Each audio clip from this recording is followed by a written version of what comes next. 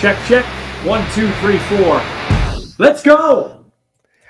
Hi, yes, let's go. We're back from Labor Day weekend of great football in the CFL. Michael Ball here. I did not do a post-game show. I had a weekend to remember and forget. It was my 52nd birthday, and the first time I spent a Labor Day game just watching the game without having any broadcasting duties. It was kind of bittersweet. It was nice not to have anything to do, but it also was weird for like the first time in like 15, 16 years I hadn't been involved. So yeah, it's a little bittersweet for me. Now, my laptop decided to calve, so I couldn't do a post-game show. I could have bought one, but I'm like, no, I'm going to take the day off. It's my birthday.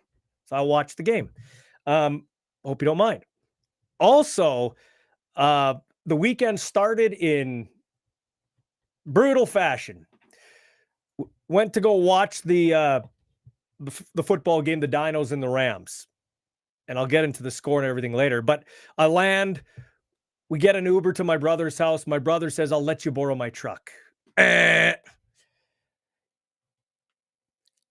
People can call me what they want to call me. They can, and they have, and they will, especially the trolls. And that's fine. That's fine. But there's one thing, and I can shoot back and say, no, I'm this and I'm that. But there's one thing that I cannot defend: my driving. I am the worst driver in the world. The worst, which is amazing because I have taught both of my kids how to drive. Both of them have been letter perfect drivers, and both of them passed in their first time. So I borrow this truck. And my girlfriend says, I don't think you should borrow your brother's truck. It's an $80,000 truck. You don't drive trucks. And I don't know that this is a good idea. Is it, Crescenda, don't worry about it. It's all good. It's all good. And I know this city. I grew up. I lived here. Went to broadcasting school. I know this city like the back of my hand. I'll be okay. So we get in the truck. She says, boy, your brother left the insurance out. And he cleaned it for you. Probably expecting you to... Basically, she was foreshadowing what was to come, probably. I'm driving, okay? Because I'm not a great driver. I'm driving, and we're getting close to the hotel, and I said, which way do we go? No cell phone, no drinking, no drugs, no nothing. It's just me driving down the road in this big, nice truck. She goes, go left. So I said, okay, I'll go left. She goes, no, go right. And of course, you should lane check, especially when you're in Calgary, not White City. And I went to turn right without lane checking and hit a bus. I hit a bus. Yep. It wasn't, thank God I saw it at the last second and veered back because the bumper was just ruined in the front a little bit, but it wasn't a total write-off. And thank God my significant other, Crescenda, is still alive, because had I turned quite a bit, she would have been dead. And then it would have been a terrible weekend. Really bad. It still is. I still got to pay for my brother's vehicle to be fixed. But I learned a valuable lesson. Don't borrow anybody else's vehicle. Don't borrow me your vehicle, and I suck at driving. That's it. That's all I'm going to say. Anyway, so I settled in to watch that Rough Rider game, and it was a great game. That was a great football game.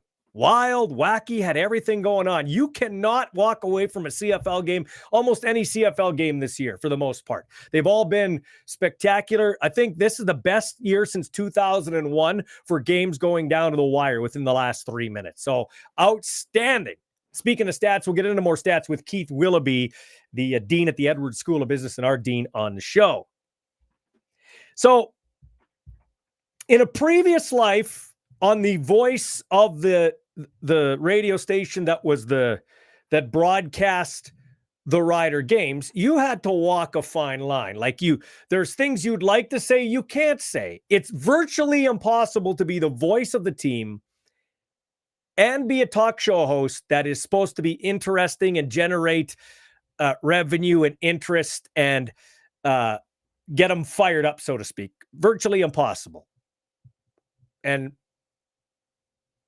things have changed since I left that role. That's all I'll say. So there are things that I haven't been able to say, couldn't say, won't say. Well, now I can. And the funny thing is now that I start to say some things, people just say that I'm bitter and negative. And listen, I have picked the Rough Riders to win the last 3 weeks.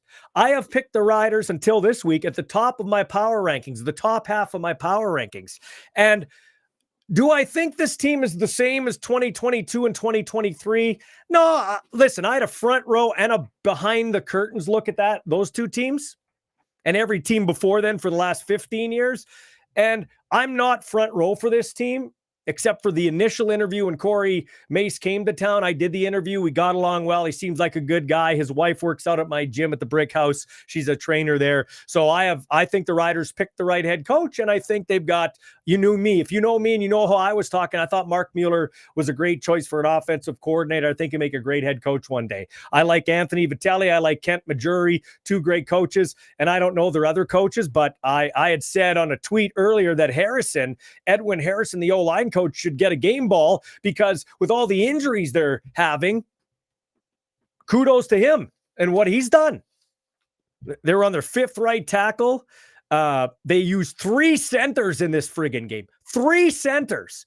Game balls to Logan Ferlin, who is an absolute Swiss Army knife stud, Saskatchewan boy, and to Micah Johnson, 35-year-old playing 2 ways, played defense and then had to play offense. He looked a little behind, like he didn't want to go offside on the cadence. So he was a little behind in cohesion, but I mean, he's just a beast. He'd stick his arms out there. Nobody could get to the quarterback. He was part of the pocket that helped keep Big Hill out of the backfield. And Big Hill got hurt when he was hit from the top by Micah Johnson and from the bottom by Frankie Hicksett. So Micah did a great job.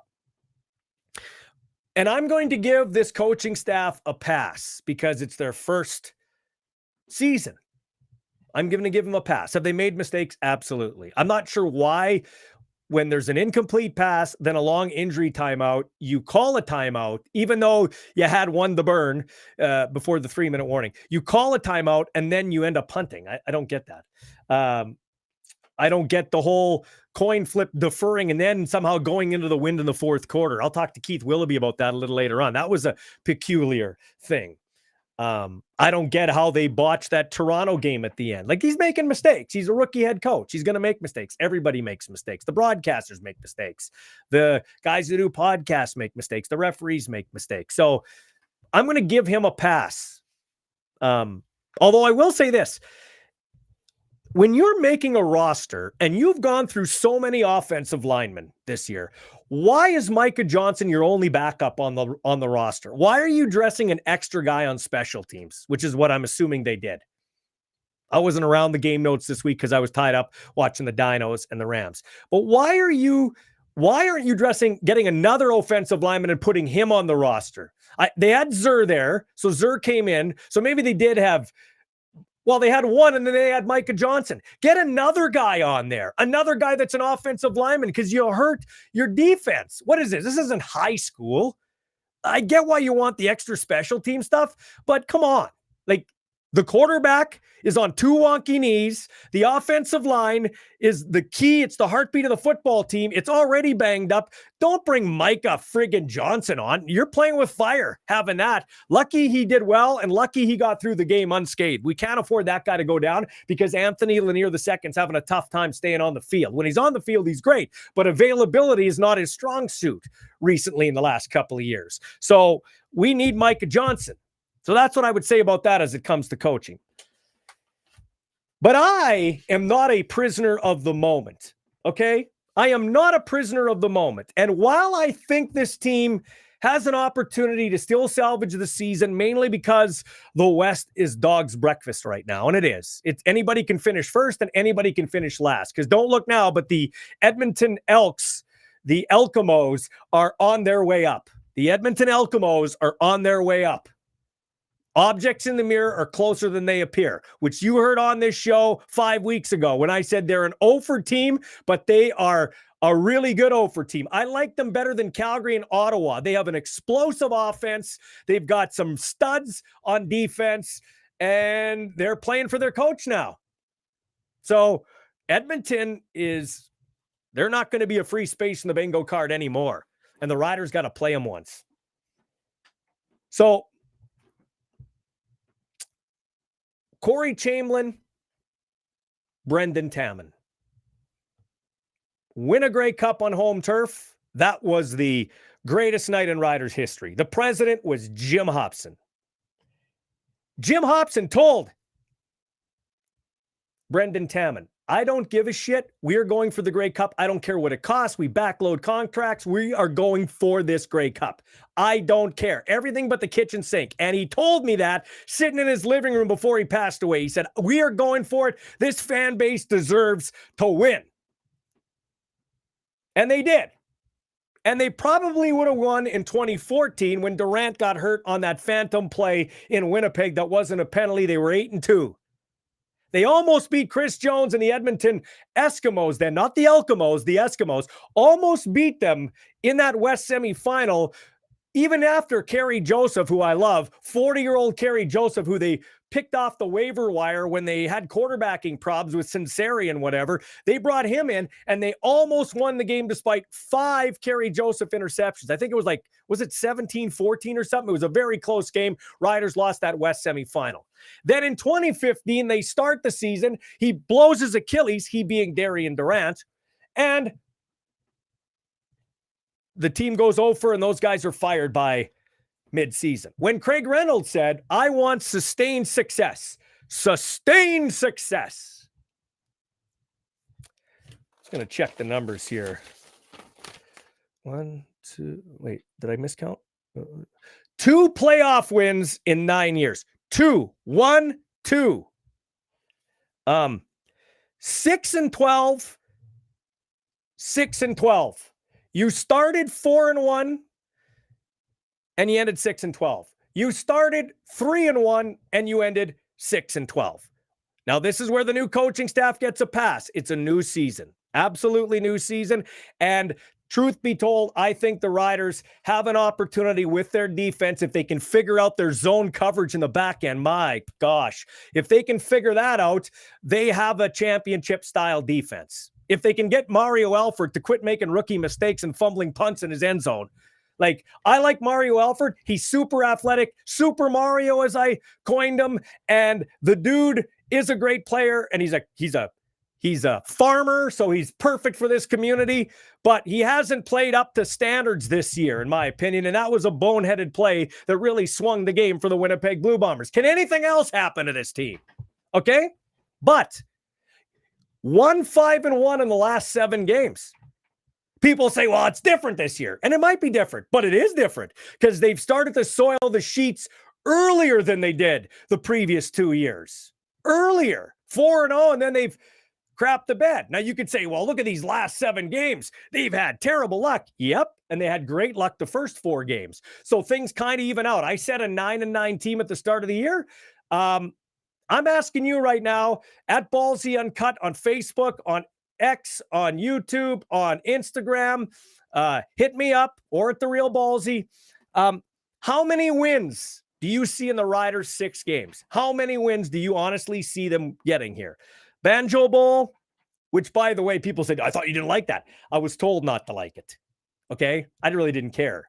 I don't like people making fun of Saskatchewan, but it was a tradition. It was a goofy little thing that Westwood started. No big deal. But I was told, no, it's the Labor Day rematch. So the Banjo Bowl, Riders play there. They almost never win. They won't win if Collaros is quarterbacking, and you can bet he'll be back.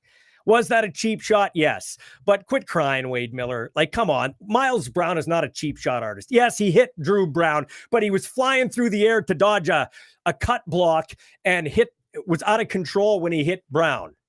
This one was way more egregious. He'll probably, if he hasn't already, didn't check the waiver wire, he'll probably be light in the wallet big time, and he should be. You got to protect the quarterbacks. Zach Collaros, though, that wasn't like a hellacious hit. Zach Collaros' head is a bowl of soup. Unfortunately, if anybody should be wearing a Guardian cap, it should be Zach Collaros. Like, Zach, sorry, use your brain. Do you want to keep playing? Do you want to keep making $600,000? You know your medical history. Put on a freaking Guardian cap. What are you, stupid? Like, come on, man. kind of embarrassing too, the Riders didn't beat the Blue Bombers when Chris Streveler came in. Chris Streveler is an unbelievable athlete. Dude's a tank. But I'm pretty sure he cannot throw it from one end of the hallway to the other end of the hallway into the closet. I think he might miss 6 out of 10 times. He has got to be the worst passing quarterback I have seen since Steve Sarkisian, maybe. Speaking of that, doesn't Jake Mayer look like a pudgy Steve Sarkisian at times? At times he's great. At other times he's just looking terrible. And I like Jake Mayer. I want him to be good. I want good quarterbacking in this league. Yesterday was atrocious. We'll get to our power rankings in a bit. Anyway, back to what I was getting at when some people jumped on me for being negative and why does anybody have to pay? I didn't say anybody should be fired yet. Let's wait to write the obituary on the season at the end. But when Reynolds got rid of Taman and Corey Chamberlain, it was for sustained success.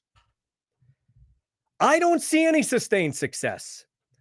And besides the female boxing at the Olympics, the biggest head scratcher for me in sports in the last year is that Jeremy O'Day got a new contract. You went 0 for after Labor Day in 2022. You went 0 for after Labor Day in 2023. And your team is 1-5-1. Sometimes if you let people show you who they are, they show you who they are. They show you what kind of work they can give you. Let me draw an analogy for you. I had a buddy once that worked at Home Depot, and he was working the forklift, and he fucked up and wrecked a barbecue with a pallet.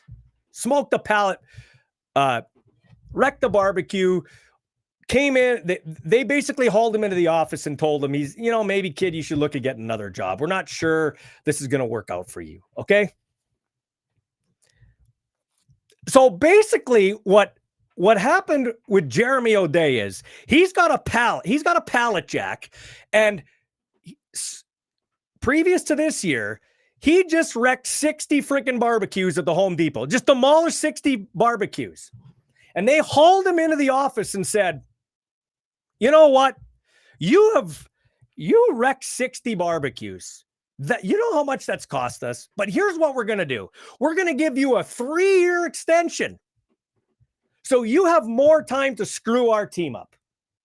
Here's 3 more years to screw our business up. You got 3 more years. Good job. Here's 3 more years. Go wreck a couple of Christmas trees. Maybe wreck a lawnmower. Go for it. Good job. Good job. How does that happen? How do you go over? If you are really trying to be a winning football team, how do you let somebody that's been in charge of a sinking ship for 2 years continue to be in charge of the football side? And for that, the president and the GM should answer. Am I wrong? Am I wrong? Let's have them answer, I guess, at the end of the year. Maybe Corey Mace can save their ass. Maybe he can absolutely save their bacon. He might be able to. I think he's a great coach. I think they've got some good pieces on the coaching staff. I think they've got some good things happening on the field in some respects. And injuries happen. That's nobody's fault. Okay? That's nobody's fault. But we only have one sellout a year now, and it's the Labor Day game. It's the Labor Day game. And Bomber fans have to come here in premium seats to sell the thing out. Only one sellout. And you can say, oh, Ballsy, you're just bitter. It's nothing about being bitter. This is facts, man. Once again, I picked the Riders the last 3 weeks. They've cost me in Ballsy's best bets. They cost me money this week. It's the only game I lost. I picked the Riders at the top of the power rankings till today. It's not about that. It's about looking at the team without green and white goggles. They should be better. It feels like they could be better, but are they better? They're 5-6-1. They were 4-0. And now they're 5-6-1, and they're looking up at Winnipeg, and they're looking up at BC, and and Edmonton's on their heels. And the Edmonton Elks are very much in the playoff mix. And as Matt Dunnigan said, he predicted them to win the Grey Cup before the season started, and everybody thought he was ridiculous, especially when they started 0-7. or 0-6 or whatever, 0-5. I forget. I lost count. It's not going to be an easy game in Edmonton for the Riders. So how many wins do you think the Riders have on their schedule?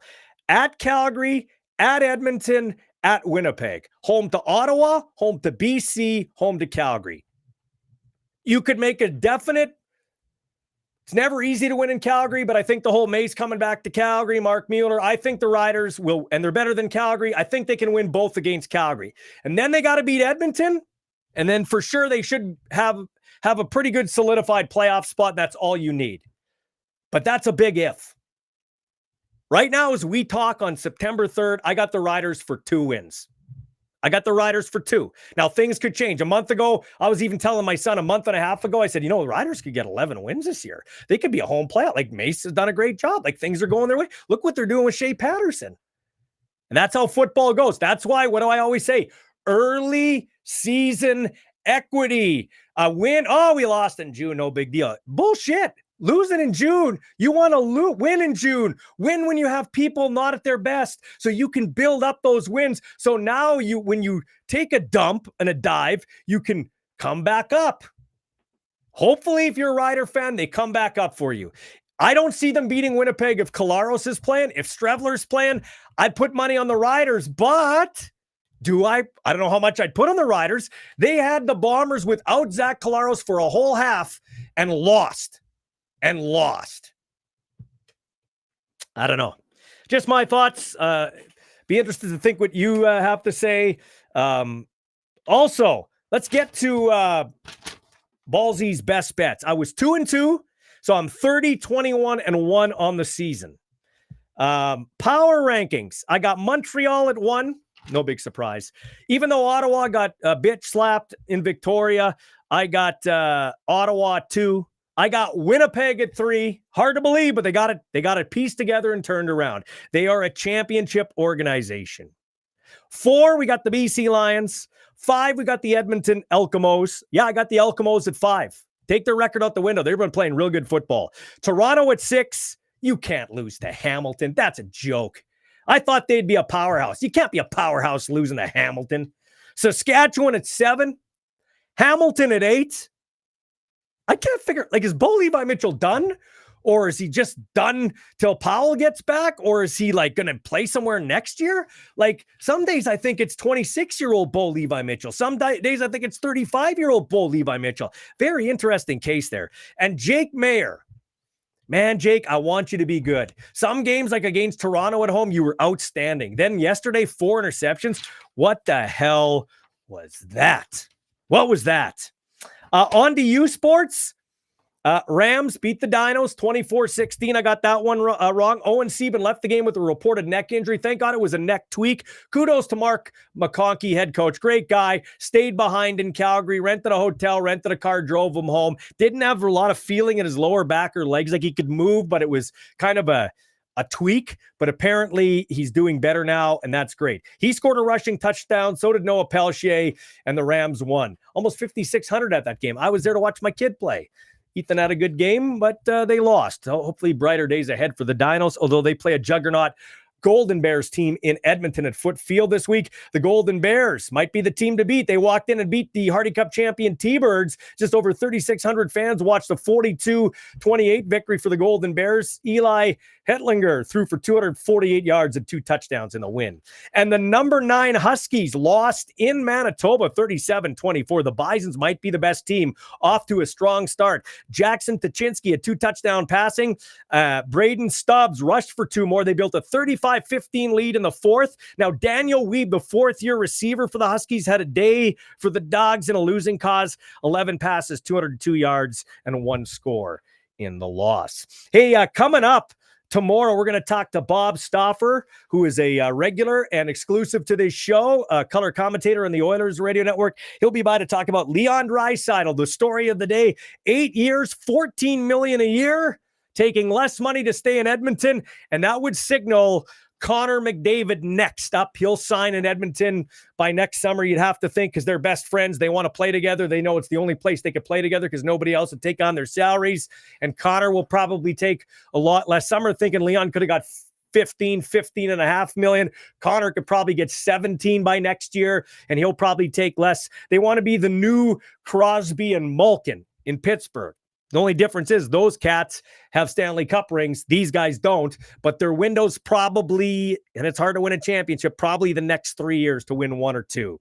Blue Jackets announced plans for a candlelight vigil for the Goodrow brothers to be held on Wednesday night. Blue Jackets forward Johnny Goodrow and his brother Matthew were killed on Thursday in Oldman's Township in New Jersey, their hometown area, while biking when they were struck by a driver. That driver, 43-year-old Sean Higgins, was charged with 2 counts of vehicular homicide in the deaths of the two right before their sister's wedding. And a GoFundMe raised $500,000 for Matthew's widow. I know you probably saw this by now. Did you see that jerk, Higgins? Pounds 5 or 6 beers, goes and drives, and then when they're doing his arraignment on Zoom, he's like, I gotta stay here till Thursday. Yeah, you puke. It's the long weekend. And you're actually lucky you're not you can stay there till Thursday of 48 for all anybody cares. Actually, you're never going to curb drinking and driving. Places, they cut off your hands. They do everything. I don't say it should be that extreme, but if you get caught drinking and driving, even in a minor situation, you should lose your license forever. End of discussion. That way, anybody that is like me and wants to have a drink knows you're not even going to chance driving home. You know right away it's going to be an Uber, or you don't have a drink, or you don't have a drink. Sickening. We still have to put up with this in 2024. And I don't care that he's a celebrity. These are two brothers before their sister's wedding on a bike, mowed down. Sickening. Absolutely sickening. Coming up here, we got a great show lined up. We're going to talk to Keith Willoughby, the Dean of CFL Simulations, Ben Grant from the Argos Radio Network, and former rider and BC Lions stud, Justin McInnis. This is the place for your football, for uncut talk, whether you want to hear it, whether you don't want to hear it, whether it makes you uncomfortable. It's the way it is. That's what this show's all about. And listen, I don't like people on Twitter making up shit about me and stuff, but I support free speech. So it is what it is. Anyway, we'll be back with more in a moment. By the way, this show's brought to you by Super Squeeze Seltzers, the fruited seltzers, mango, lime, and passion fruit lime from District Brewing, and Ward Tire Craft, 101 Dudney Avenue. Go in there today, 101 Dudney Avenue in Regina, 10% off your brakes or your tires if you tell them Ballsy sent you, Ballsy UnCut sent you, Ward Tire Craft and the gang.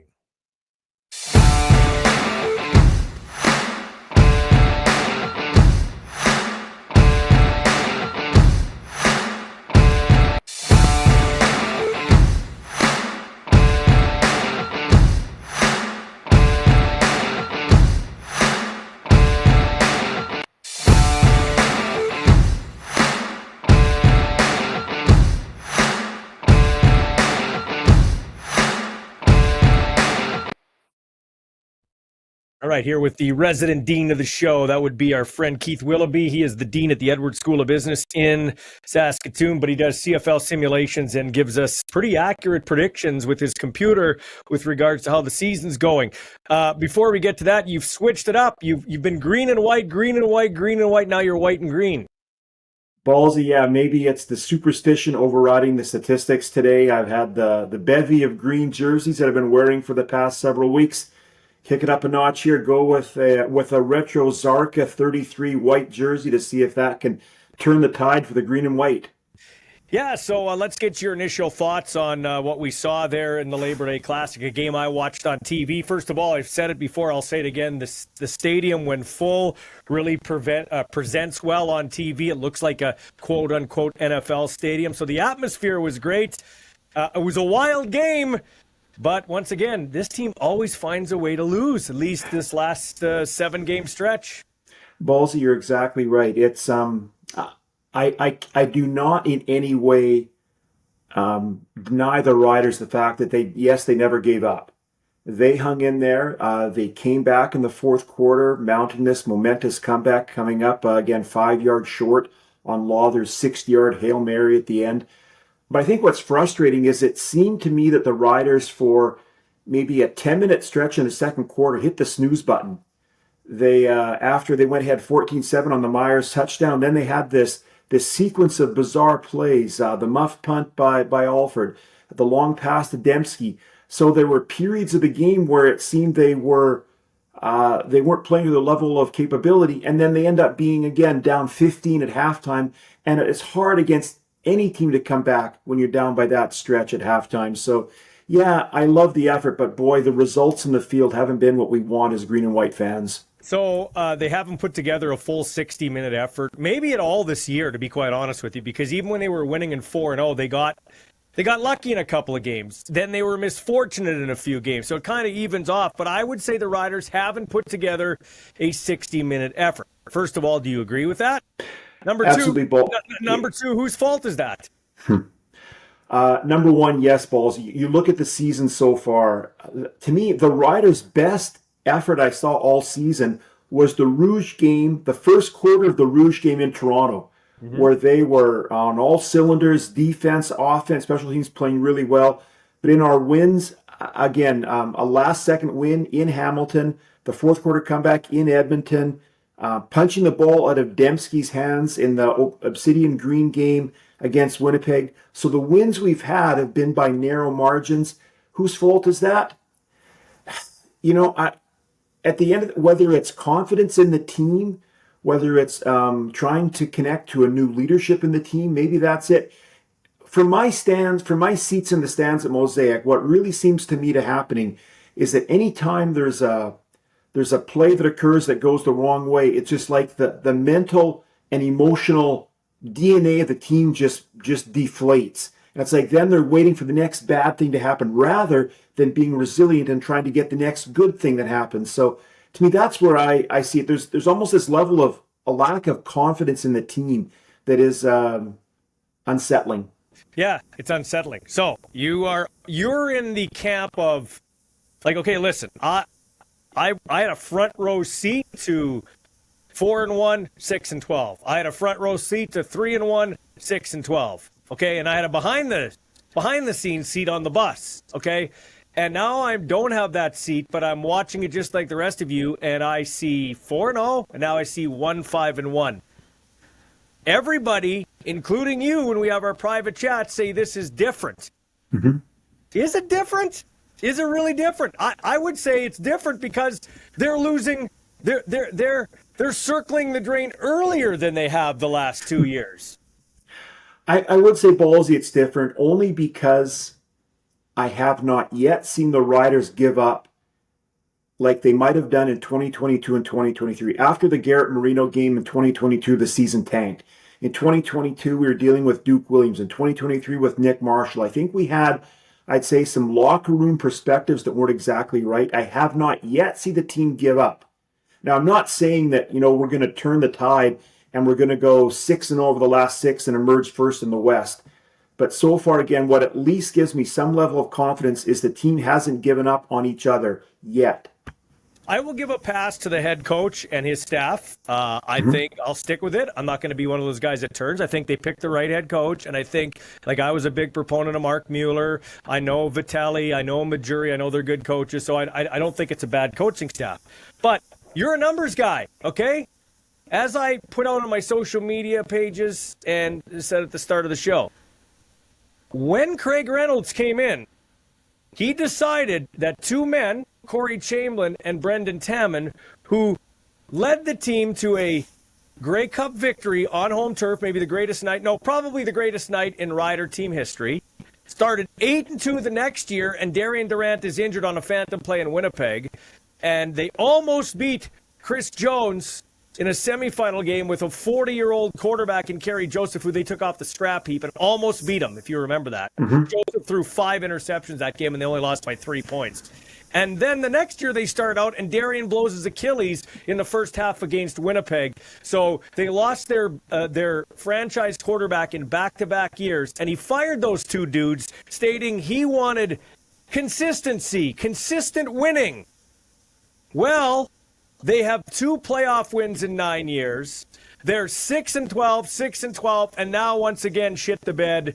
Right now, it's looking that way. So, what do you say to that, stats guy? Ballsy, as a stats person, you can't argue with the data. I think you present a very compelling piece. And hindsight's 2020. I think if you look back, the era that we enjoyed from like 2006 to 2014, I know we stubbed our toe in 2011 with a rough season there when we had the Greg Marshall experience. But you look at that 8 or 9 year stretch as sort of being maybe the golden years for a lot of us in terms of our rider fandom. Yeah, since then, it hasn't been there. I agree, it hasn't been there. I would hope that there's an opportunity of seeing, of not wanting 2024 to be a repeat of the last 2 seasons. Because I think what bothers me big picture and really concerns me is I don't know how much goodwill there is left in Rider Nation to endure another fall in 2024 of a 0-win season. If you know what I mean. I think that's where we're getting dangerously close. You saw it earlier this season, Ballsy, that the stands aren't full. Yeah, they were full for the Labor Day game, probably with 5,000 Bomber fans. But Ballsy, I think that big picture, yeah, you want sustained excellence. And if we don't have it this year, I think then, again, even though Coach Mace gets a pass, I think, again, I really worry about that level of goodwill and what's in the tank for Rider Nation right now, because it is dwindling. And it's hard to be anxious and excited about going to a game when you're seeing, again, the same movie repeating now in year 3. Now, sometimes injuries happen, and that hurts a team, but injuries happen to every football team. It just seems like it's happening every year to the Rough Riders. I will say this on a positive note. Let's talk a little bit of positivity. Trevor Harris rebounded from a bad game in Toronto to look like he's the leader of the offense, and Micah Johnson is a stud. Like, to just put on another jersey and go and play offensive line. But I have to say this.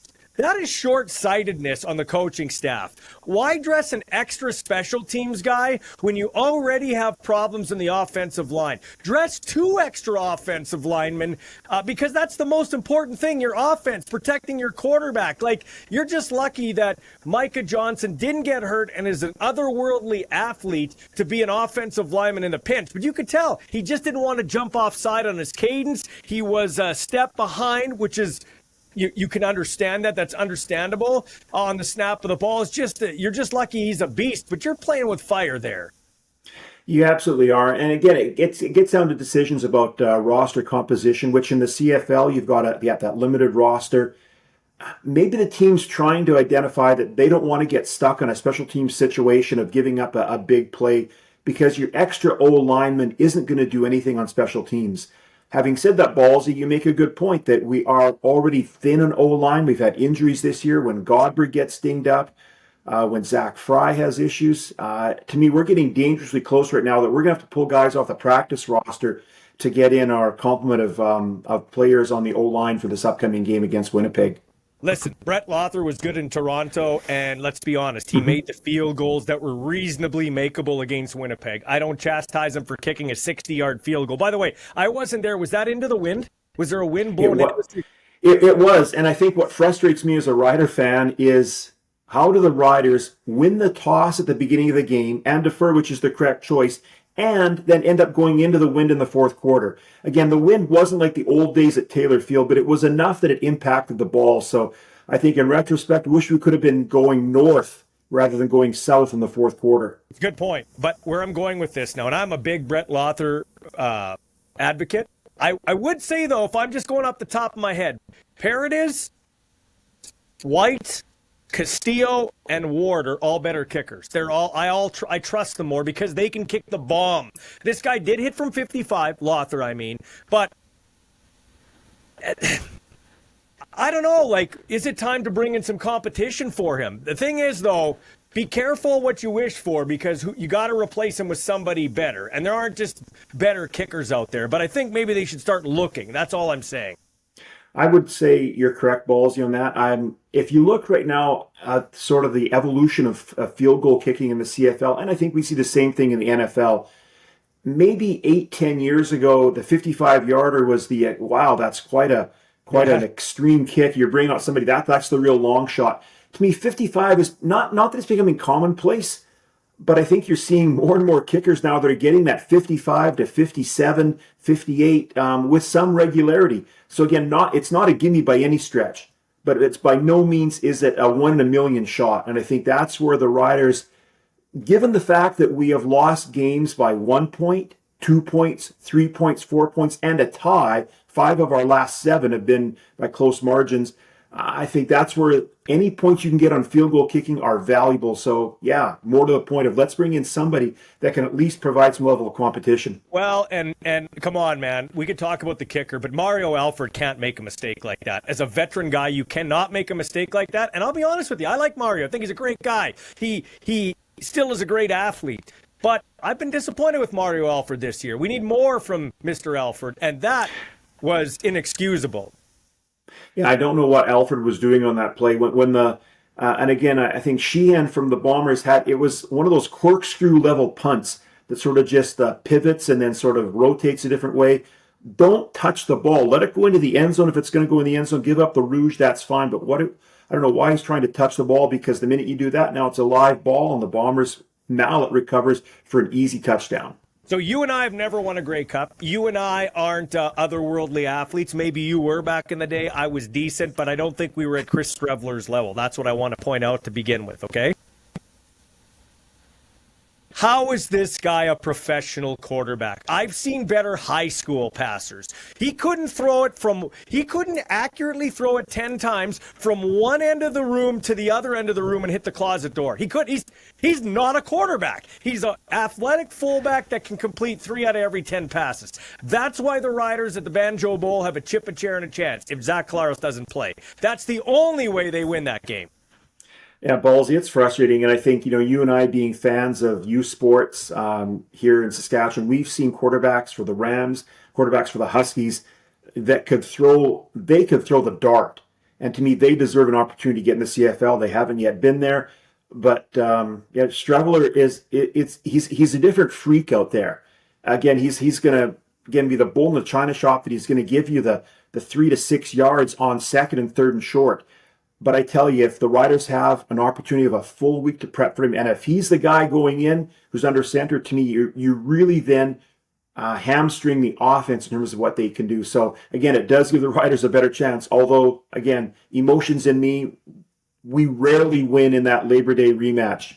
Yeah, so and listen, the Riders had Zach Collaros out of the game for half the game, and I thought it would have been a runaway. I thought, okay, with that guy quarterbacking and the limited offense, they can beat them, but they didn't. So, I mean, what would lead you to believe that Strevler couldn't gut one out there in the Banjo Bowl? Okay, so let's get to that. Before you give me all the predictions with the computer and everything like that, honestly, Rider fan, look at the schedule with how you feel now. And let's be honest, anything can change, because we didn't think we'd be sitting here talking like this 6 weeks ago. Okay, so it could change. It absolutely could.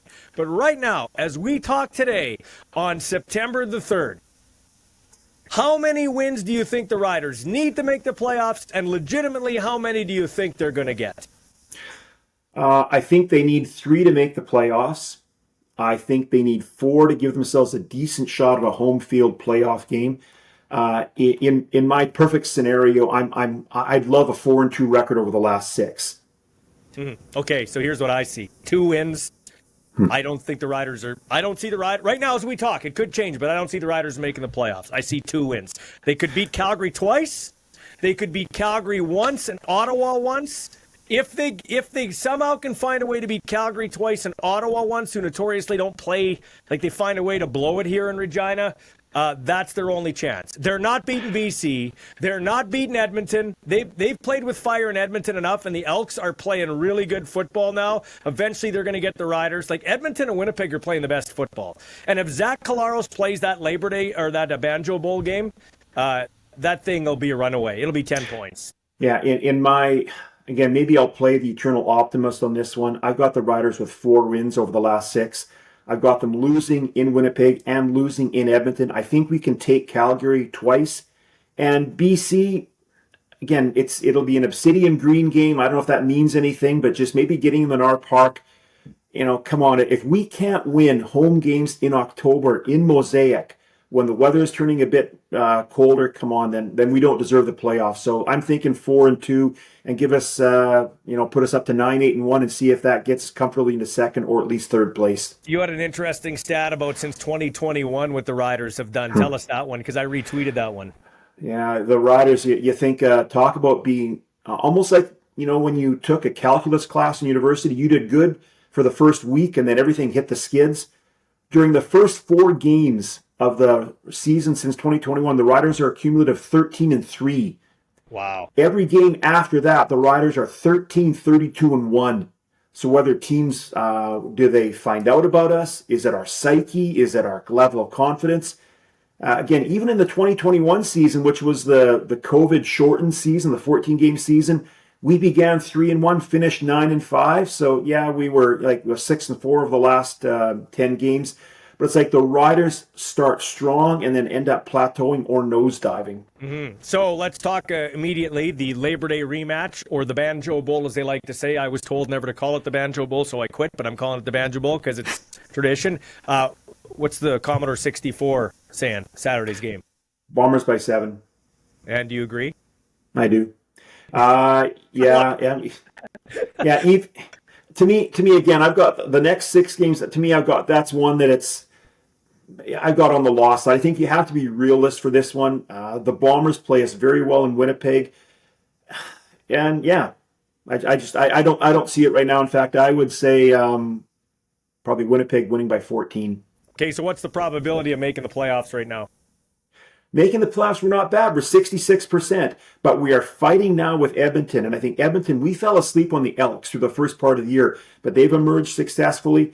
And in some weird, obscure thing, Toronto's loss to Hamilton on Labor Day may help the Riders because it does open the door for some sort of crossover to the East. Yeah, that's a good point. We haven't talked about that. There's still a crossover to the East.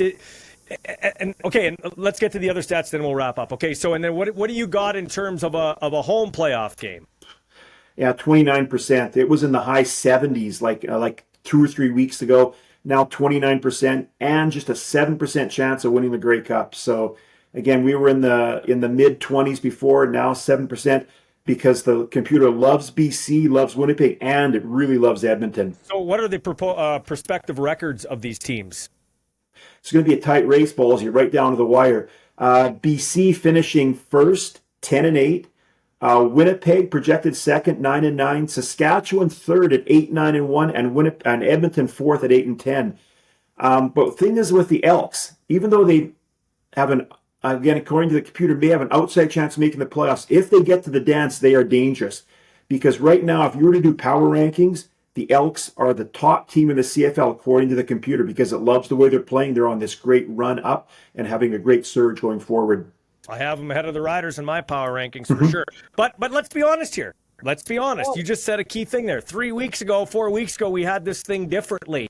So anything can change. You could be really right, and I could be really wrong. I'm just saying, when I look right now, I'm looking at my stock, and I'm like, this doesn't look like it's going to come up. I don't know how this stock's going to come up, but it definitely could. Outside of Montreal, it's pretty wide open. Like Ottawa showed, I know they had to go cross country. They had some injuries, but Ottawa got handed their lunch by BC pretty handily. Best the Lions have looked in 6 weeks. Riders are stumbling now. Winnipeg's coming up. So it is a wide open league. Anything could happen. That's the one thing, if you're a Rider fan, you can hang your hat on and hope for, is that it is a wide open league. True, it's wide open. And the fact that, again, over the past 7 weeks, we've had 4 incredibly close losses and a tie game.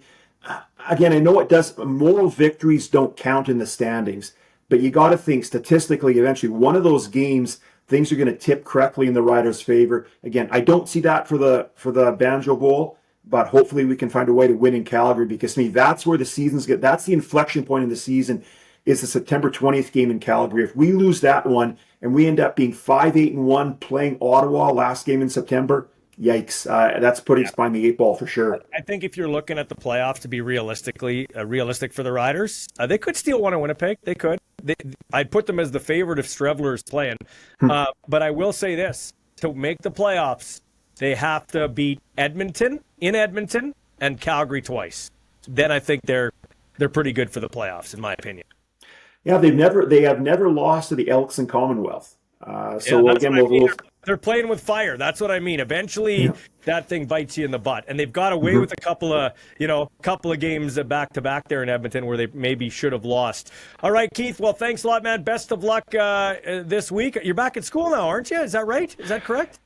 Yeah, the university begins Wednesday the 4th. Looking forward for another year at the USask, and looking forward to some good things. Yeah, and the Huskies got their lunch handed to them. The Dinos lost to the Rams, and U of A beat the UBC. So it's going to be an interesting Can West here too. I imagine you go to the Husky games, right?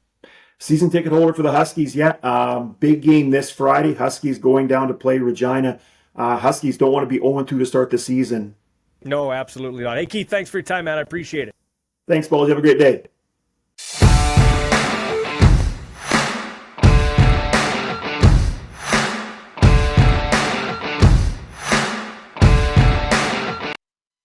All right, like this guy, loves the CFL. He's a football coach away from the microphone, but he's in front of the microphone here. He was in front of the microphone yesterday, Argos and Tiger Cats on the Argos Radio Network. Thanks for joining me, Ben Grant. I appreciate it.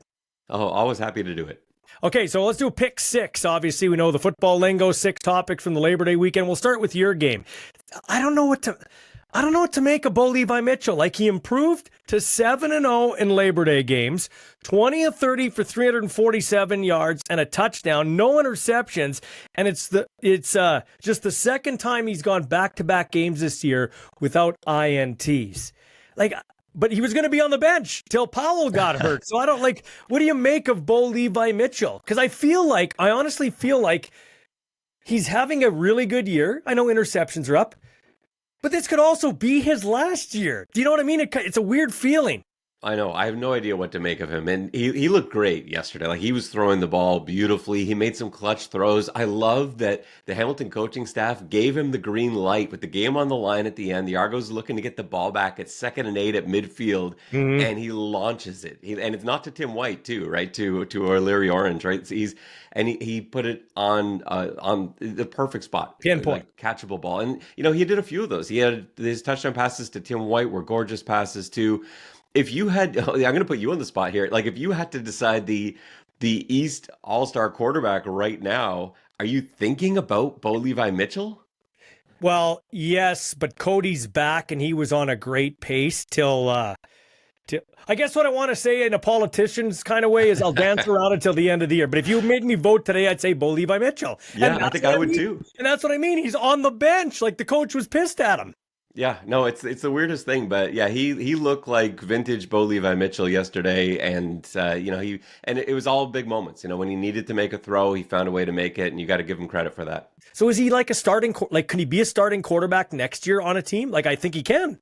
Yeah, well, if he's playing the way that now, again, we've seen good and bad Bo, because some of his stats this year have come from late sort of fourth quarter. People call it garbage time. I don't really like that term, but so, stuff like that.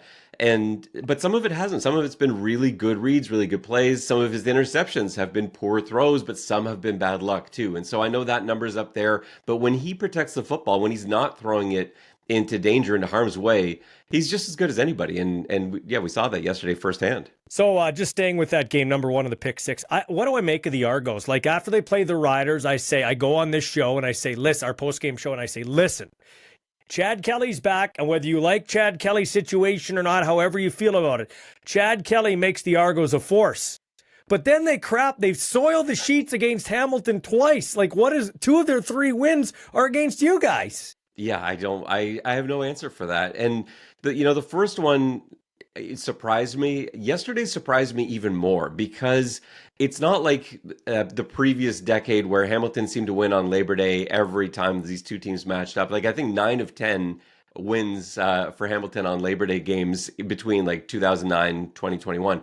But the last couple of years, Toronto's been pretty dominant in that series. And so it felt like the mystique was gone a little bit, and they had a revenge on their minds, because one of Hamilton's 2 wins coming into yesterday was against Toronto. They were embarrassed, and I thought for sure the Argos would come firing out of the gate, and instead it was the other way around. And a really interesting thing, I don't know if this came across on the TV broadcast or not, it was much windier at the stadium than it looked, and I thought Hamilton made a really good call. Instead, they won the coin toss, and they actually decided to go with the wind in the first quarter, which you never do. You always want the wind in the second and fourth if that's your option. Yep. So Toronto chose to receive, and Hamilton's like, we will take the win, because they knew that first quarter was huge for them. Because I think if Toronto had gotten up on them early, that the fans might have started turning. We've seen that happen before in Hamilton this season. It's been rough, but good for Hamilton. They made that correct call. They scored 21 points in the first quarter. They used the win to their full advantage. And the place was hopping. They had quite an environment, which hasn't always been the case this year in Hamilton. Well, I'm not going to lie to you. I didn't watch much of that game. I listened to most of it with you and Mike Hogan on the call, and I heard you make that point. So that's a very good point. That's one of the reasons I have you on here. You make a lot of great points. Number 2 on the pick six. Jake Maier, now you might be a little bit young to remember this. I'm older than you. He reminds me of how do I put this politely? A bulkier Steve Sarkisian now. Steve Sarkisian is a great coach. We thought he might be something as a quarterback, but then we realized not really up to snuff. And I'll tell you what, I want Jake Maier to be good. He's showing flashes because we need great quarterbacking in this league just in general. But I don't know, man. I'm not feeling it with Jake Maier. 4 INTs against Edmonton. He really struggled yesterday, and that's the thing with Jake Maier. And this goes back to Bo Levi Mitchell too. Like, you see good and bad. There are games where Jake Maier is on fire. Like the win that Calgary had over Toronto in Calgary, it was only a half, but that second half was so good. And I can see coaches saying, like, if we could find a way to channel this, if we could get good Jake Maier every single week, Calgary might be undefeated, but it's just hit and miss. And that team, they're not good enough without him playing well to win games. They need him to carry them to wins. And you saw yesterday against Edmonton, when he's not playing well, they didn't have a shot. And so they have to find a way to do that. Now, that's a really tough thing to do, to make an inconsistent quarterback consistent.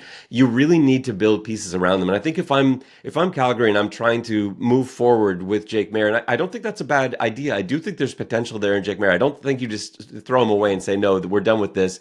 But they need better pieces. And if you had the Calgary team of a few years ago around him, I think they've got a few more wins than they do now. But you just can't have him do it on his own, because he's just shown he doesn't have the natural consistency to be able to every single week put the team on his back. Well, this guy was one of my favorites, number 3 on the pick six. He was one of my favorites as a person off the field with the Rough Riders, Tevin Jones. And he was a guy that they said, well, he needs to be in his playbook a little more. That's why he's not on the roster consistently. And I was to which I said, then just call the plays that he's good at. Do you know what I mean? And so he's learning the slot back position. And Ben, you know this, and I know you agree. We have a small league, but at least one game every week, something wacky happens. It was a pass, a fumble that Geno Lewis dropped, and like he just scooped it up, Tevin Jones. It turned into a 106-yard play. He had over 200 yards receiving and 2 touchdowns. Tevin Jones has emerged in an already pretty good Edmonton offense. Yeah, if they can find a way to make him sort of that, see that sort of electricity we saw from him, that's a dangerous squad. I've been saying this all year because Edmonton, and you were too, actually. We talked about this weeks ago, I think, when Edmonton was 0-5. We're like, this is a good-looking team. Yeah. And I felt so foolish saying that, pumping the tires of this 0-5 team. But yeah, they were in every game, and we saw the roster and how talented that team looked. It's just they had to find a way to win, and they've got that now. And what's cool is that they've been able to do it both with Trey Ford and with McLeod Bethel-Thompson the last few weeks. And so they've got options, and now they've got a really interesting problem coming up too. McLeod's coming off this huge game, Tevin Jones, obviously Curly Gibbons Jr., like all these interesting things that were going on in that game. Geno Lewis, of course, and they've had their choice of running back. Each one seems to have had a good week here and there. All those weapons, the defense playing well at the right times. But yeah, now they've got maybe a question mark. How do you, after that game with McLeod Bethel-Thompson, you look at that Elks lineup? What do you do now? I don't know if I have the answer to that one. I'm glad that's not part of the pick six. You're a student of the game, so you follow the quarterbacking. Help me out here. I don't want to be overly critical. Like, I've never won a Grey Cup. I don't look like an otherworldly athlete. I don't have an otherworldly body, okay? But I'm where I'm going here is Chris Streffler. The guy is an outstanding athlete, no doubt about it. You don't just fall off a turnip truck being in the NFL for a couple of years. But I'm sorry, Ben, I don't see it. I don't see him as a passer. He's a fullback that can complete 3 to 4 passes out of every 10. Like, I couldn't stand him, in my opinion, at one end of the hall, and he hit the closet door 10 straight times. It's just the way that I don't see it. What do you like? I don't think he's a professional quarterback. I'm sorry, I don't. I think my view on him, I think more positively about him than you do, I think, but I don't see him as a starter. I've never really seen him Yeah. as a starting quarterback, but I think he can be a really good backup quarterback. It's really tough when you put it all on him, and you kind of have to. They coached really well when it was just Strevler earlier in the season. They did a really nice job choosing plays that work really well for them. They were able to put stress on the opponents through the running game. I do think he can throw, but I don't think he can only throw. Like if you need him to sit back there and play from behind and throw the ball down the field for a half, you're just not going to win the football game. And so, but I really like him on my roster. I just think I don't see starting quarterback with him, but I would love him as a backup, and he's the kind of backup that I think you need to get on the field at times too. You have to have packages. He should always be out there in every game, even with, when you got Zach Collaros playing well, you still send out Strevler for a few plays because it forces the defense to prepare for other stuff, and he brings a certain skill set that most quarterbacks in the league don't have. I still don't even know how he does it. Like what impresses me about him is he runs like he's 265 or something. The way he goes into contact, and he's not. He's just not that big a guy, and yet he plays like it. So I want to give him credit for that, but no, I wouldn't feel comfortable if he were the only guy at quarterback. Folks, if you're listening or watching, this right here on the right side of my screen is eloquency. This guy here on the left is rough around the edges. That's the difference there. I can see that easily, man. Hey, we got to be ourselves, right? Back to that game for a minute, though.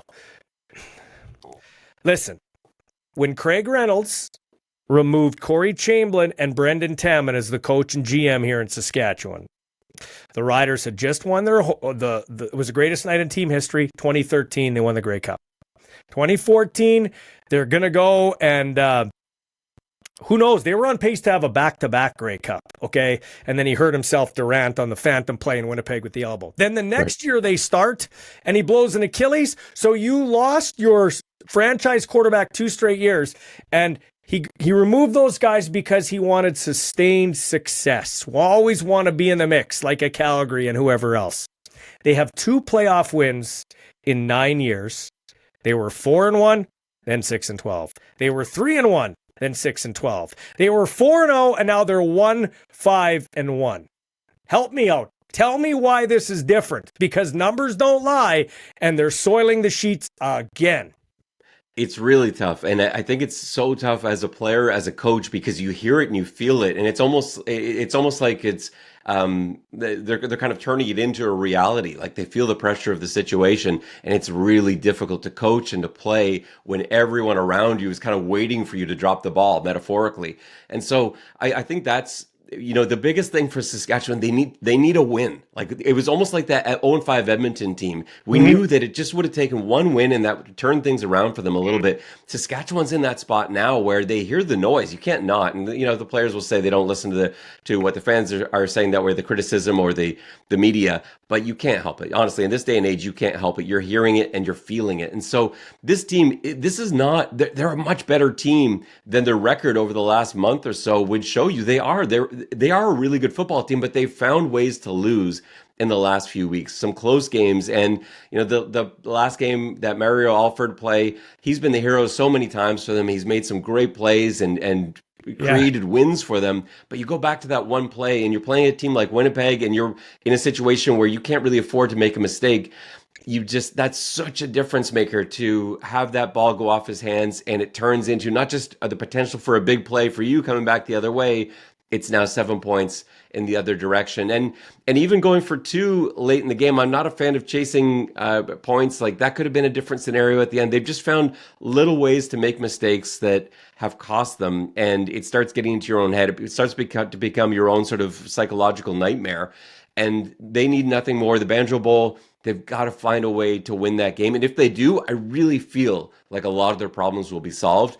If this is another loss, though, you're spiraling further down, and it's so hard to recover from a tailspin like that. Well, look at right now. The BC Lions righted the ship, and I'll get into that here in a second. The BC Lions righted the ship, at least in the near sense, because they won a game. They were in a bad skid too, okay? Edmonton and Winnipeg are playing the best football in the West right now. I look at the Riders' schedule. Edmonton, where eventually the Elks got to beat you in Edmonton. They haven't in a while. They haven't as the Elks, okay? You got Calgary twice. Those are winnable games. I'm not saying any of these aren't winnable, but what I'm getting at is I think the Riders need 3 to get into the playoffs, and they've got BC, Ottawa, Winnipeg, Calgary twice, and Edmonton. That is not an easy schedule. Like, they're going to have to win 3 of those games to get into the playoffs.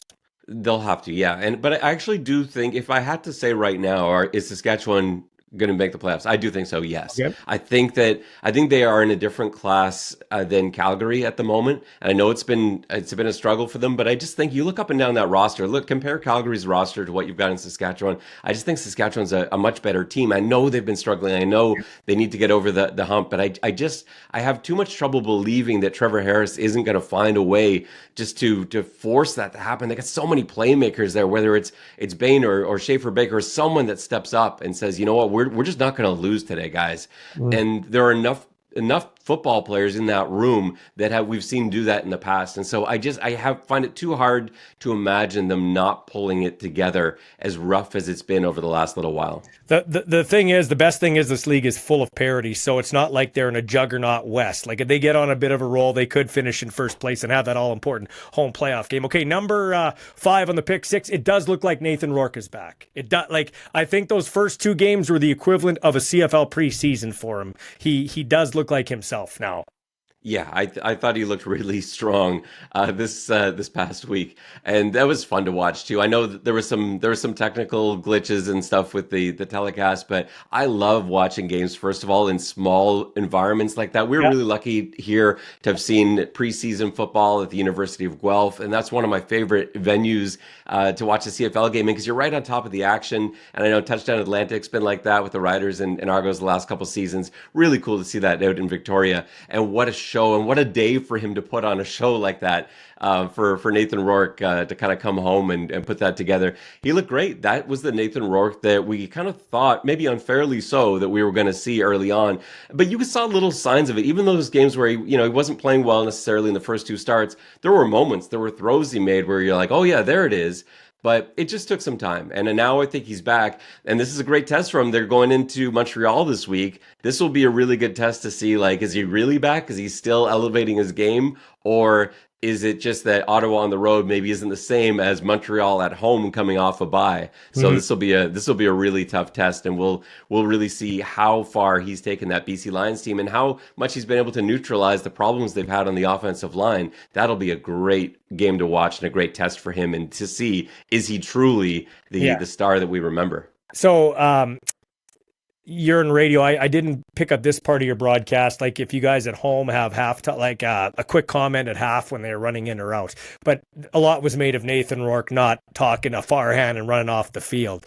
I personally think, and I've been that guy on the sidelines, I personally think those are they're dumb. They don't really tell you anything. They don't really give you anything. And they just want to get to the halftime, have some refreshments, maybe go to the bathroom, and really they don't want to talk. I think they're dumb. I get that. And, as a coach, I've seen some of that as well in the States, especially when we've played games in the States where you're running off to halftime. You've got a billion things in your head, and there are people from the press that want a quick word as you're going out or coming in. And yeah, from a football standpoint, I get the players don't like it. I get the coaches don't like it. But this is also entertainment business. Yeah. And if the network wants it and they're paying the money for it, and the league agrees that, yeah, we're going to allow these, then you sort of have to play along, because that's what this product is. It is an entertainment product. And so, yeah, as a coach, I don't like it. As a player, I fully understand it. But I was a little disappointed to see the way that Farhan Ladji was treated on that, and I think you got to give him just a few seconds of your time. That's the nature of the business that you're in, and coaches don't. It's the same thing with post game press conferences. Like, no one wants to go after a loss and talk to the press. The quarterback doesn't want to come out there after a big loss when they threw a crucial interception and talk to the press, but they do it because that's part of the gig. That's what this is, and if that includes, I'm not a big fan of the halftime interview either. I don't personally see much merit from it as a viewer. It doesn't do much for me, but if the broadcaster wants it and they're paying for it, then it's your responsibility as a team leader, as a quarterback, as a coach, whoever it is. You got to just, suck it up and do the interview. And I was disappointed to see. I don't think he intended it to be disrespectful. Just, I don't know Nathan Rourke, but I can't, just from talking to people that do know him well, I can't imagine that was meant as a disrespect to Farhan at all. No, I think it was just I more. think they're actually buddies, those two. Yeah. I've talked to Nathan quite a bit too. I don't think it had anything to do with that. And I think they probably talked since. And I don't want to be clear. I don't think Farhan's interview was dumb. I just think the whole concept of the interview is dumb. Like, Yeah, no, that's clear. Yeah. And I get what you're saying. Sports entertainment. It is sports entertainment. And lastly, with that, to wrap up the pick six, Victoria, you kind of touched on it. I don't know that we'll ever get a 10th team. I really don't, because I just don't know that there's right now an appetite to have a 10th team in terms of ownership. But I will say this. It is nice, if we're going to do this, to go around to communities that don't have a team and highlight the program or the programs or the league that way. Yeah, I love that. And I desperately want a 10th team. I've been talking about this for a long time. They need a 10th team. That's my number one priority. I don't know the answer, but I do think we have to start looking. I don't think city size is necessarily the way to gauge it. And I don't know that the answer is Victoria. I don't personally think it is. I do still think Halifax is the way to go with something like that, even though it doesn't seem like that's the answer either. But I think just you look around the CFL, population size isn't what drives it. If it was, then Toronto would lead the league in attendance every year, followed by Montreal and BC. But they don't. It's the cities with the fewest number of people in them that seem to do really well. And so maybe it's a city we're not even thinking of, where they've got a really small population, but all you need is from that surrounding area. It doesn't have to be 30,000 either. You can do it really successfully with 15. If you had a nice small stadium with 15,000, you're selling out every day, and that is the pride of the town and one of the prides of the province. And it's going to create that electricity that we see from in places like Regina and in places like Winnipeg and in Hamilton, where those are big cities, and yet they're more than enough and doing an excellent job at promoting the CFL, because that's the big thing there. And so maybe we're not looking in the right place. I don't have the answer to it though. I've said this. I think the CFL really needs to look at seriously drilling down, because the only thing this league lacks is teams. We need more teams, and not just one team. We need more teams. The United States, close to the border. A lot of our players come from FCS schools. Why not look at Montana, where they're never going to have a pro team? Why not look at Grand Forks or Fargo or South Dakota? Just in the FCS Missouri Valley Conference, they have 3 dome stadiums just in the Missouri Valley Conference. And listen, I know the field dimensions aren't. You'd have to do something there, but I've seen how they spend money in the States. They love their sports. That may be something that the CFL really needs to seriously look at. I know the ratio comes into play. There'd be a lot of moving parts, but this league does need to do something. Consider this. In 1959, the NFL had 12 teams and the CFL had 9 teams. Now the NFL has 32 teams and the CFL has 9 teams. I know it's 300 and some million. I get that. But we need more than just one team even. Like, we need probably 14 teams in total, or just a balance, something like that. Yeah, I would love to see that. I get nervous as soon as we start talking about the US, but I'm open to it. I'm not just going to say no and not hear the argument for it, because I think your approach, if you are going to look to expand to the US, your approach is the right way to do it. I don't think you necessarily go for the big US cities. We've seen that fail before. Although we've seen a few some of those early expansion CFL ideas down south didn't work out, and they tried big city, small city. But yeah, I do think there's something in what you're saying. Cities, towns close to the border, maybe there's something there. And the idea of having more teams, like look at England and soccer, where it seems like every little village has a great little soccer stadium, and they're able to support them, and you've got thousands that come out to watch them. And if England can have hundreds of professional soccer teams, why can't a country like Canada have 14, have 12, have 10? And 10 is all I'm asking for. I just want an even number, so we don't have, like the Argos right now on our stretch where they've got, I think, 4 games in 18 days. We can't keep doing that to the players, to the teams. 10 teams would fix all of that. Would a Saskatoon work? It's got 350,000 people, but there again, there's Green Bay and there's Milwaukee. And the NFL will not they wouldn't want a team in Milwaukee because it breaks up the iconic brand there in Wisconsin. Same thing here. You got the Riders, you got do you have a team in Saskatoon? I think Yeah, I actually do. I think it would work, but the writers would hate that. They would never let that happen if they had a say in it. And the same thing. I think you could make an argument for places like maybe London or Windsor, but again, Ontario feels pretty saturated as well. But I would love, yes, Saskatoon. Honestly, I don't know enough.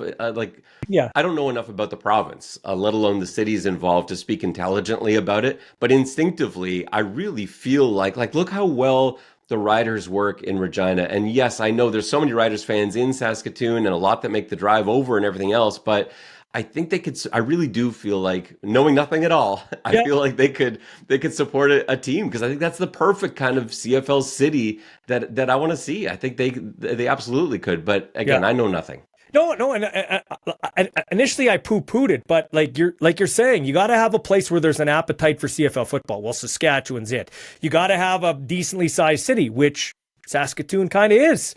You got to have, there's money there. The only thing is you're splitting corporate dollars in Saskatchewan that the Riders depend on. Like, it's not like it's New York. So it is a smaller province. It's interesting. I think we're on the same page, though. We do need to see expansion. But I will ask you one more about expansion. Do you think because they didn't play in Atlantic Canada this year, that's pretty well done? Like, that's dead. We've been waiting for this thing for over 40 years. And to me, I read the tea leaves. Maybe I'm reading them wrong.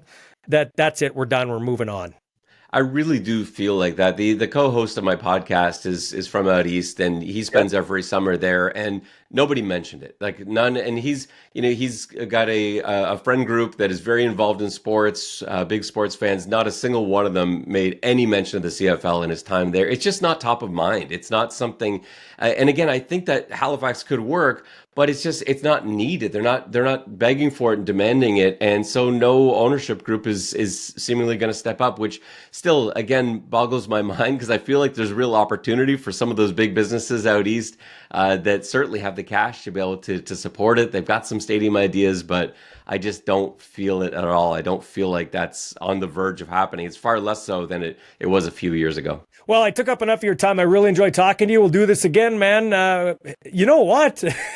The Argos aren't out of the woods yet for a crossover. Like, the West, the way it's going, I thought, okay, there won't be a crossover this year, but come on, you got to beat Hamilton. Yeah, I know. Who knows how this is going to end up? But that's the wonderful thing about this season. There's so much parity, and it just takes one mistake. Like, against any team on any given day, you make one big mistake. And for the Argos, it was early in the game, first drive interception that ends up going 7 the other way, and suddenly it's out of hand.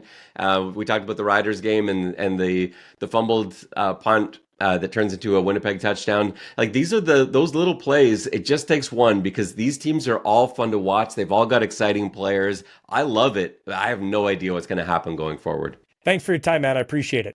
Anytime. Love to do it.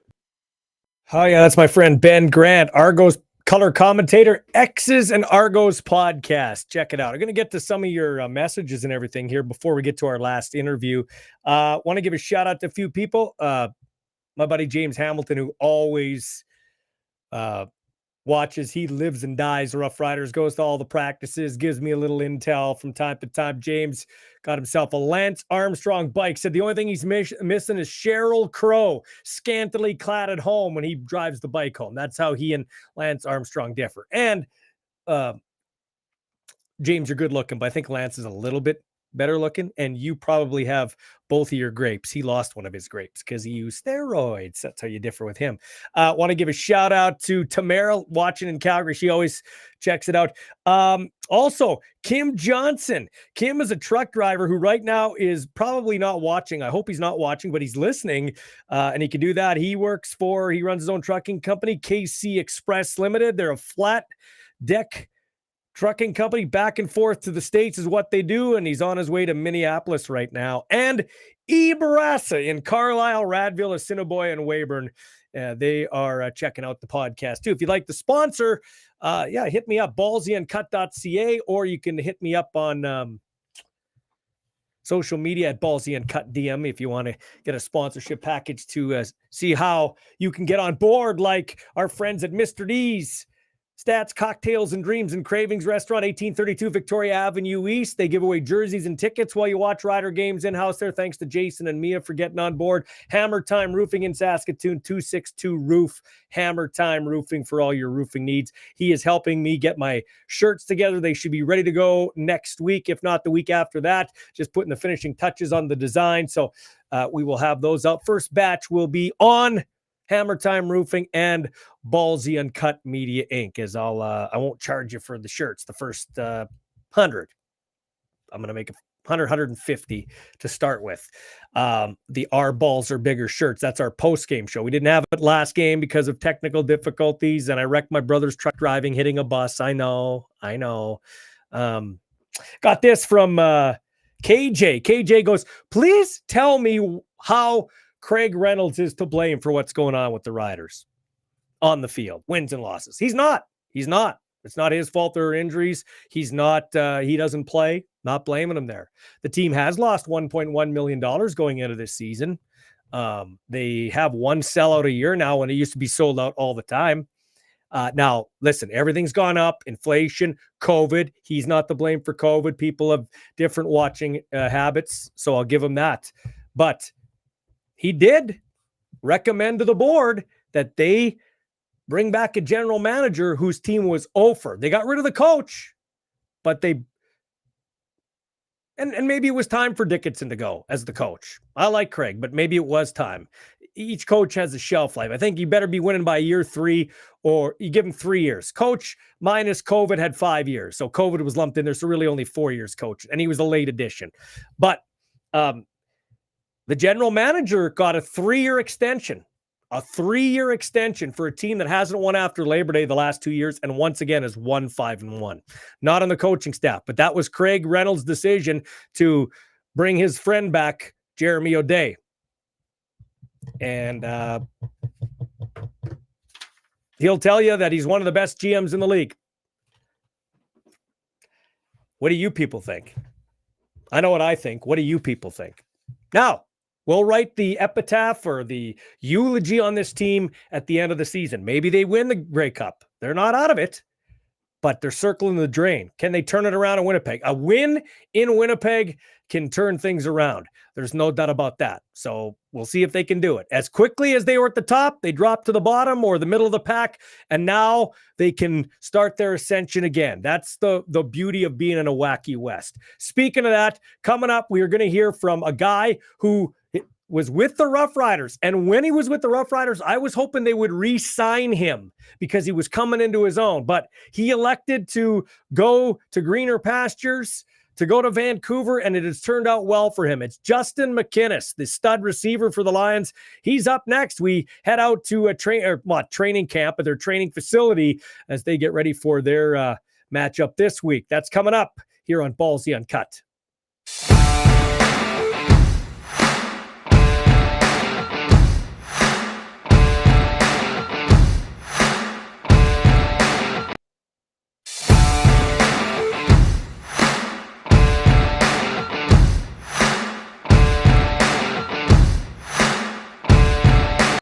Also want to thank my buddy Kevin Payson Insurance Services in the South End of Regina for getting on board for the post-game show. But of course, we didn't do the post-game show, so I'm giving him a plug here.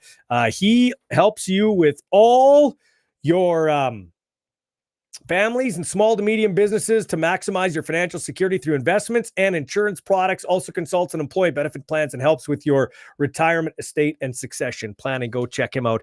Payson Insurance Services, a former Regina Ram and Western Mustang defensive line. So he loves football too, and he goes to a lot of the Rider games as well. Big sports story of the day, Leon Draisaitl, 8 years, $14 million. He'll join me tomorrow on this show. Well, he won't. Sorry. Bob Stauffer, color commentator in the Oilers Radio Network, will join me on the show to talk about that. He's exclusive to this show. We'll also hear from Caleb Joseph, all things Major League Baseball, the Rogers Sportsnet analyst and former Major League catcher with the Jays and the Orioles, the Taken Cuts segment. Back again. Can't wait to talk to him as we're headed down the backstretch here in Major League Baseball. We'll also catch up with Manny Arsenault, the Manny Show, get his thoughts on the Riders and what's going on in the CFL's wacky West. And we're also, who else? Oh, Tom Sargent. It's the Hilltops and the Thunder, big PFC matchup at Mosaic Stadium on Saturday after the Riders play the Bombers. So you can watch that game and then drive over to Mosaic and watch a great junior football game. That's all coming up tomorrow. We wrap this show up, though, hearing from Justin McInnis. Well, here with one of my favorite receivers in the CFL to watch, Justin McInnis. You know, when you left the Riders, I said, I hope they sign this guy. I'd like to see this guy stick around. He was starting to come into his own, and now you have found your own in BC. Did you kind of feel it at the end of your time with Saskatchewan? Because it really felt like you were getting into a groove there in green and white. Yeah, absolutely. I really felt things coming along. I was, obviously, I had a couple of injuries to start my career, and, I felt super healthy. I just felt like a little change of scenery, maybe a new taste would be the best thing for me. And like I said, I've gotten the great opportunities that I've gotten here to really excel. So I'm super thankful for that. So besides the ocean air and the beautiful scenery and the mountains and everything like that, what has been different, better for you in BC? Like why has it kind of clicked for you there? I would say like the biggest thing is just opportunity. Coaches here really understand my game style. They put me in great spots to go out there and make plays. And then like I always say, is the culture here is just something special. It's hard to explain. I've never been in a locker room like this, and that dates back from, ever since I can remember being in, JUCO, college, just this type of locker room that we really hold each other accountable and just push each other to really be great. It's kind of hard not to want to go out there and play with the guy next to you when it's like that. So, just that continuous motivation that I continuously get here has helped me just feel my own, gain a lot of confidence, and just, play free. Justin, who either from the player standpoint in the leadership area there, or coaching Rick Campbell, or who kept it on the rails there when you guys stubbed your toe and had lost 5 in a row? Absolutely everyone. There was I can't just pinpoint one person and say that. Sorry if you hear the Sky Train behind me. That's okay. I can't just pinpoint one person and say that's who it was, because it's just not like that here. It's everyone just picking each other up. Whether it's the defense, leading on the defense, it's not like that. They're gonna pick up the offense too. The offense is going to pick up the defense, and you can't just say it was one person. It's everyone just continuously coming to work, putting that work in, and overcoming adversity. Tell me about Vernon Adams and what a leader and what a guy this is. I mean, he was on pace for MOP. I actually, I told him this too. I picked him as MOP before the year and Grey Cup champ, and then I said he might get traded after the year because Nathan Rourke comes back. Well, it happens faster than that. He gets hurt, but he has been, from the outside, nothing but the model, just textbook leader. Tell me about him and how he's handled this whole situation. No, and you kind of hit it to a T, right? He's just a real leader in that aspect. Hasn't changed who he is. He still comes in there smiling every day. He is who he is. He's going to lead. He's going to expect greatness from everyone. And he still holds everyone accountable, even though, right now, obviously he's not on the playing field. He's definitely the same VA that we all know and that we all love. So, hats off to him. He's a big reason that I'm having the success I'm having this year. So, that's my guy. I appreciate him for everything he does for this team. You talked about, being a different locker room. You've never experienced that. They say sometimes when you have 2 quarterbacks, you don't have any quarterbacks because there could be friction in a locker room. How do those 2 guys handle it? How do you offensive guys handle it? Because you had great success with VA, and we all know what Nathan Rourke can do, and we saw shades of it last week. Yeah, it's just, those 2, they seem to have a lot of fun together. First and foremost, it's VA being the leader that he is, helping Nate get up to speed. So that's always good to see. That kind of helps us go. But, just from like a personal standpoint is I know I can't control none of that stuff. And at the end of the day, we're all here to win ball games. So no matter who it is rolling, we gotta roll with the punches and just gotta, find a way to sneak our way into the Grey Cup, because that's the ultimate goal at the end of the season is we all want to win. So that's all we're striving for, and that's what we got to focus on. As a main target, is it any different playing with Nathan as opposed to VA? Do you have to model your style differently? Maybe the way you run routes, the way you get in and out of breaks, that type of thing. No, I would say that's been like the easy. Like I don't feel that way. Jordan, our OC, he does a great job of like I said, putting people in the right spots. Our offense hasn't really changed much, so I can't say that. They're both great quarterbacks, so it makes it easy on me. I don't really have to think too much about the switch. It's just, I just got to be available and make the plays that I know I can. Put this mere mortal in your cleats. What's it like when you're 14 catches, 200 yards, and things are just does the game slow down? Just take me inside your helmet, inside your cleats. Is it like the game slows down for you when you have a game like that? Absolutely. But like I always say, and I always tell people, is it starts at practice. When you practice really hard, and you give maximum effort at practice, and you do all those things, the game tends to always be a little bit slower. Mm-hmm. But no, it wasn't that game. It was actually the Hamilton game when they were making jokes about the NFL street, and they're like, "Oh man, you got your game breaker activated." Mm-hmm. But no, for sure, when you're just in that groove and the ball's coming out nice, and everything does slow down. It makes it easier. The contested catches don't feel as contested, even though someone's right there next to you. And it's just, you just get locked in that zone where all you have eyes on is the football. And I definitely felt it that day. This might sound like a stupid question for a receiver. Is it tougher to catch in traffic and concentrate, or is it tougher when you're so wide open and that ball seems like it's taken forever to come down? I would say for me personally, I feel like wide open is harder, just because when you're so open, sometimes, I know it might sound crazy, but you're trying to think of what can happen, who's going to hit you, who's not going to hit you. And things like that. I personally like contested catches. I don't know. That's kind of been my thing this year. A lot of my catches are contested. Yes. But no, definitely when you're wide open, because you just, I don't know how to explain it, but it just feels a little different. Mm-hmm. But regardless, at the end of the day, it's our job to make the catch. You got to catch all of them. I've been watching your social media with Matt Baker. You guys got great social media team there, communications team. Like, you come up with different things after every game. Who came up? Like, did the players come up with this when you guys are licking your finger, talking about the dub and everything like that? Who comes up with that stuff? Oh, that's just the W cam. That's a freestyle. It's just when we get a win, we do that after every win. You go celebrate the win. However you want. There's no particular thing that you got to do. So everyone kind of does their own thing, does something different. It's random. Okay. However you're feeling after the game, it just comes out. So how did that feel to finally get off the schneid, end of 5-game slide, and do it in a nice setting, Victoria?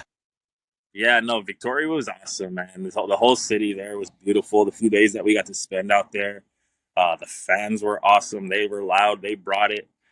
But definitely that win, you can tell, even coming out here to practice today, you can tell the energy was up. Everyone's in a little groove now. They feel a lot better, and we know sky's the limit for this team. We just got to keep stacking those wins this last stretch of the season. And I'll tell you what, Justin, you look at you guys were in a terrible funk. The Riders here in Saskatchewan are in a terrible funk, and it's such a wacky West that anybody really can win it. Even the Edmonton Elks are coming on strong. So it is a wild West, isn't it? Yeah, absolutely. Yeah, like you said, everyone's kind of right there at that little bubble. So we know how important it is going to be this last 6-game stretch we got. But that's the West every year, right? It's always like that where you never really know who it's going to be until the season's over, until that last game. And, it's shaping up that way again this year. Mm-hmm. So, again, all we can do is focus on us. And we just got to continue to win. You're always playing for your job, so there's always pressure in professional football. But let me ask you this last question. With what your owner's done and how much he's invested in trying to bring atmosphere back to BC, and you guys are hosting the Grey Cup, any more pressure to play in it this year than any other year? Sorry. I had to start saying. Any more pressure with what your owner's done, Victoria, all the concerts, getting people invigorated with football in BC and really bringing it back. Any more pressure this year than any other year to play in and win the Grey Cup? No, honestly, we haven't even really been talking about it. Because, the Grey Cup is here, but if you're not playing to win the Grey Cup every single year, then what are you really playing for? It's awesome that it's here, and of course we want to be there in front of our home crowd. but that's the goal every year. I don't think that it's any different this year just because it's in BC. I mean, I should hope that it's not, because, wherever the Grey Cup is, you want to be there and you want to play. You don't care if it's snowing at that point. You don't care where you are. You just want to make it there. You want to play and you want to win it. So, I mean, that's the motto kind of every year. You want to win that Grey Cup. I don't think that there's more pressure on it this year. There might be from the outside world, but within this locker room, within this team, I don't think there is. Man, it's fun watching you play. Continued success and health, and I hope for your sake you're in the Grey Cup. Good luck this week too, okay? Awesome. Thank you so much. That's Justin McInnis joining us from BC. Thanks to Matt Baker, their great communications guy, for lining it up. We got a lot of great communications people in this league. We really do. And it's not easy, believe me. It's not easy sometimes, the hard truth and calling people out and saying things. But to me, there's not enough hard truths in the CFL, because people are, in some cases, just happy we have a league, just happy that I can go to a game. But don't you want to go to a game and see your team be successful year over year? Like a Robert Anderson, who's listening to the show and dropping comments where he thinks teams should be. Windsor, London, Quebec City, says Bo looks much more mobile this year. And then he says jokingly, Bombers by 27, because he is a Rider fan. He's a pilot. He's a pilot. And I've got messages from him when I was doing the game. I'm in Singapore. I'm in Dubai. Like, it matters to him. The CFL and games matter to him. But guys like him deserve to have winners. He also says Sid Alford and use Dante Myers or Bain Jr. on special teams. Interesting. Ali Sethi from Calgary. Your show's awesome, buddy. Thanks for telling me where to check it out. I saw him in the airport quickly when I came home from Calgary. He had come here to watch a game, his first ever game at Mosaic Stadium. So thanks, Ali, for checking out the show. Donna, she cares. Due to management, we continue to lose fans, longtime fans who have supported this team for decades.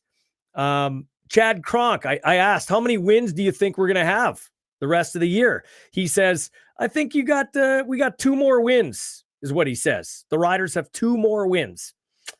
That's kind of what I say right now. Now, things can change. There's no doubt about it. I did get a lot of messages on Ballsy UnCut, where you can follow me there with the show, or at The Real Ballsy. And quite a few views on that tweet. So I'm just going to read a couple of these. Just give me 1 second here when I find this. I do think the Riders need 3 wins, but yeah. So I said, how many wins do you think the Riders get? They got Winnipeg, Calgary, and Edmonton on the road, BC, Ottawa, and Calgary at home. Craig Patrick Garine says, even if they do make the playoffs, this is a directionless franchise. The quarterback's 38, not a difference maker. I thought he played well the last game. I'm going to give Trevor Harris his due. He really rebounded from a subpar game against Toronto. We got a 35-year-old pass rusher at defensive tackle who plays offensive line sometimes. Mace has been given a mediocre roster to work with. Hard to know what he is as a coach at this point. I don't know that it's mediocre. I think every roster in NFL, CFL is flawed. There's no perfect roster. So I don't know that it's not a trashy roster. I think they're in the mix. Just that for whatever reason, they can't seem to put it together. And it doesn't matter if it's the coach or whatever. And culture in a place starts, the coach can do whatever he wants, but culture in a place in any organization starts up top. I don't see a win anywhere, Mojo says. Maybe 1 against Calgary. Sam says 1. Chris, optimistic. He says 3 or 6. Dean says 3. Dale says 5. Dale Driediger. The Danager says 3. Guy says, or Guy de Rosier says 4 and 2. Unfortunately, Jamie says, I think only 2. Besides Calgary, the other teams have figured it out and are trending up. Brent Delgatti says it'll be another 6-win season. So, yeah. And Chris Gordon says just enough to miss the playoffs again. Kevin Welsh, 1 and 5. Kevin is a Rider supporter, has season tickets and sponsors this podcast, and he is one of the disgruntled ones. Yeah, listen. I just think that we do need some hard We do need some hard truth sometimes in this league. It's kind of like having a water supply, like at a water well. And people are grateful that it's leaking out some water, but they're not really going to, they're not talking about the supply and quality, because if they do, it's going to be shut off for good. So people are content with just surviving with crap quality. And that's somehow, I kind of feel like that. And I kind of feel like that in Rider Nation. We're kind of, well, this is what we do. We just show up, we play hard, we win some games, but we're going to miss the playoffs, or we're 9-9. Like, where are we going to be? We need to be the kick-ass team in Saskatchewan. I say we because I'm here, because I was the voice of the team. We need a kick-ass team, a kick-ass quality team. When you show up, you know the Rough Riders have a better than 70% chance of winning. Now, you could say that they probably do this year, but they're not winning. They're not winning right now. Can they get it done? Maybe they're like Edmonton. All it takes is one win to get on a roll, and maybe it'll happen. I don't see it right now. Other teams have figured it out, but the Riders do have to win 3 of their last games to get into the playoffs. Can they do it? Can they go 500 down the stretch and make the playoffs? Because that is a step in the right direction, and given their injuries, you could make a case for that. Hey, I've been respectful of this team. I have been fair with this team, but these fans deserve better. They deserve way better. They deserve a winner. And the coach knows that. His staff knows that. And I'm giving them a pass this year. They've made some mistakes too, and they know that, and they know what mistakes they've made. Maybe they've made more than I think they have. Maybe they've made the ones I think they made, they would say they didn't make those mistakes. Maybe we differ on that, but they tell you they made some mistakes. Everybody makes mistakes. Yeah, I'm interested to see how this goes. I have them as I sit right here, I have them for 2 wins. They'll have 2 wins. That means they'll finish with 7 wins, 10 losses, and a tie, unless they get another tie. And that won't be enough to get to the playoffs. I don't see them going into Edmonton and beating the Elks. Eventually, the Elks will beat them, and the Elks are playing great football. If Kalaros plays on Labor Day, or Banjo Bowl, the Labor Day rematch, I think Winnipeg wins that one. I don't think it'll be a blowout, but I think they'll win that one. So that's 2 losses. I think they can beat Calgary in Calgary, so that's 1 win. I don't see BC losing to the Riders here at Mosaic, so that's another loss. So then you got to beat Ottawa and Calgary again. Ottawa has been notorious for not playing hard, but finding a way to lose here in Saskatchewan recently, so that's a winnable game. And the Calgary game here is winnable. So those, I think, could be your 3 wins. That would get you to 8-9-1, get you into the playoffs. Now, is that spectacular? No, that's mediocre. But that's kind of what I thought. They'd be 9-9 this year. They'd just be a middling team. They've got, and they're going to tell you it's a rebuild or a reset. Fine. But when do you get tired of rebuilds and resets? Don't you want sustained success? Isn't that what we want? Sustained success? Interesting times. Tomorrow, we got a great show. Bob Stauffer from the Oilers Radio Network talking about Leon Draisaitl's signing today. We're going to talk to Manny Arsenault and get his thoughts on the Manny Show on the CFL. We'll hear from Caleb Joseph talking Major League Baseball from the former Major League catcher. And one of the best to do it in the PFC, Tom Sargent, teeing up the Hilltops and the Thunder. That's going to be going down at Mosaic Stadium on Saturday at 7, a game that I'll have the fortune of calling with my buddies Avery LeBlanc and also Elliot Wagner, our sideline host on Access Now. That'll do it for my time. Tell all your friends about this show because the CFL needs promotion and they need somebody that's going to call out some hard truths.